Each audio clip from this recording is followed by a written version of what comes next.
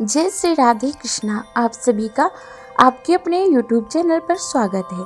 आज के इस वीडियो में हम जानेंगे देवउठनी एकादशी कब है, पूजा का शुभ मुहूर्त क्या है।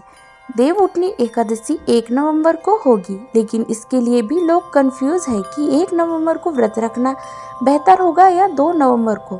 हालांकि 1 नवंबर को देवउठनी एकादशी व्रत जो रख रहे हैं वो व्रत का पारण कब करेंगे, पूजा कब करेंगे, नोट कर लीजिए टाइम, क्योंकि यह सबसे बड़ा त्योहार होता है, सबसे बड़ी एकादशी होती है। कार्तिक महीने के शुक्ल पक्ष की एकादशी को देवउठनी एकादशी कहते हैं और इस एकादशी को देव प्रबोधिनी एकादशी, देवोत्थान एकादशी के नाम से भी जाना जाता है।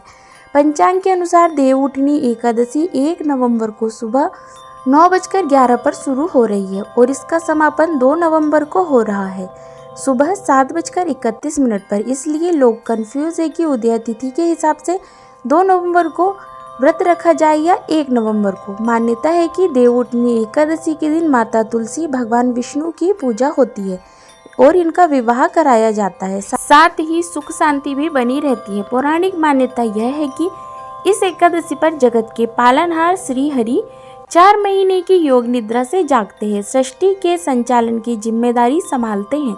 चतुर्मास का समापन होता है, शादी, मुंडन, भूमि पूजन, सगाई, गृह प्रवेश की शुरुआत भी शुरू हो जाती है। तो चलिए जानते हैं देवउठनी एकादशी के दिन किस मुहूर्त में श्री हरि की पूजा होगी, सृष्टि के पालनहार की पूजा किस विधि से की जाएगी।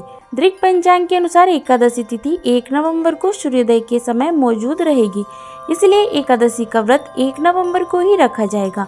2 नवंबर को व्रत का पारण होगा, जिसका मुहूर्त दोपहर 1:11 से 3:23 तक होगा।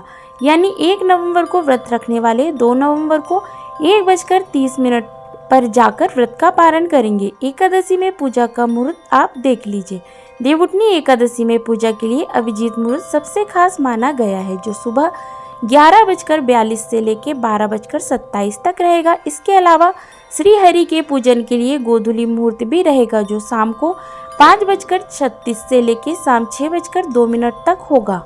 तीसरा मुहूर्त प्रदोष काल में रहेगा, जो शाम 5:36 तक रहेगा। देवउठनी एकादशी में पूजन कैसे करें। सुबह जल्दी उठिए, ब्रह्म मुहूर्त में स्नान करिए, साफ कपड़े पहनिए, घर के दरवाजे को पानी से साफ करना होगा। चूने और गेरू से अल्पना जरूर है। गन्ने का मंडप सजाइए, देवताओं की स्थापना करिए, भगवान विष्णु का पूजन करिए। गुड़, रुई, रोली, अक्षत, चावल, पुष्प रखिएगा। पूजन में दीप जलाकर देव जगाने का उत्सव मनाते हैं। उठो देव, बैठो देव, यह कहा जाता है। आपके उठने से सभी शुभ कार्य होंगे, ऐसा कहना जरूरी है। लेकिन आप यह गलती इस एकादशी पर ना करिएगा। देवउठनी एकादशी के दिन तामसिक भोजन मत करिए, काले कपड़े मत पहनिए, मांस मदिरे का सेवन घर का कोई सदस्य इस दिन ना करे। इसके अलावा इस दिन भगवान विष्णु को सम्मान पूर्वक जगाकर रथ पर विराजमान करना चाहिए। इसके बाद ही उनकी पूजा उपासना करनी चाहिए। देवउठनी एकादशी के दिन तुलसी के पत्ते मत तोड़िएगा, क्योंकि इस दिन माँ तुलसी और भगवान शालिग्राम का विवाह भी होता है। इसके अलावा एकादशी के दिन देर रात तक नहीं सोना चाहिए, बल्कि इस दिन ब्रह्म मुहूर्त में उठकर श्री हरि के नाम का जागरण करना चाहिए। तो आशा करती है जानकारी आपको अच्छी लगी होगी। ऐसी ही ज्ञानवर्धक जानकारियाँ प्राप्त करते रहने के लिए, व्रत पूजा के बारे में जानने के लिए, पूजा के शुभ मुहूर्त के बारे में जानने के लिए, कथा सुनने के लिए, अगर आप चैनल पर पहली बार आए हैं तो चैनल को लाल बटन दबा करके सब्सक्राइब करें।